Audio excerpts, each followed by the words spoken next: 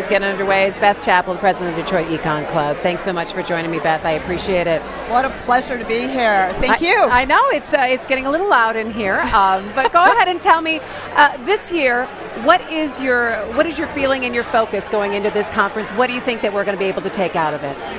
Well, I think so. Last year at this time, we heard a whole bunch of new things from our governor and how we were working together to cooperate as a state, east to west, and now this is more of a statewide, conference than just Southeast Michigan.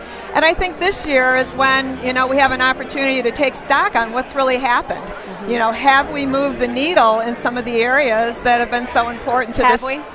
I think we have. I mean, obviously, we've got a whole, long way to go in many ways, but I start with, a year ago, the governor outlined his tax plan, and we went from being, 48 or 49 out of 50 states in terms of being competitive with our tax structure, to now, depending on, the exact metric, we're middle of the pack or sometimes in the top quartile.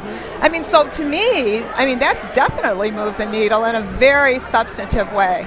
We've seen a lot of businesses that have decided to come down into Detroit, and obviously Dan Gilbert's ventures and trying to come one, come all, and buying a lot of buildings. Do you believe that we're going to see more businesses coming in? Have we reached kind of a point where more people are going to invest into Detroit?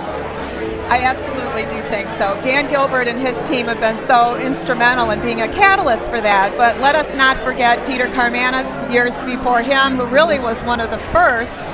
But I think also the great work that's being done in Midtown, Henry Ford Health System, the DMC, Strategic Staffing Solutions, Blue Cross Blue Shield.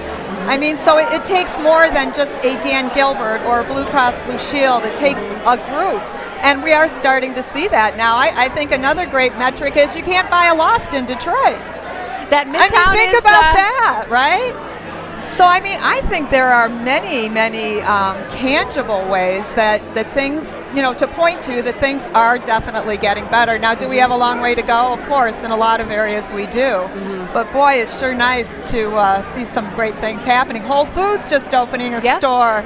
Yep, and there's been a lot of success stories, and it's funny that you should mention Dan Gilbert, and I'm sure our next guest will perk up when I say the name Dan Gilbert.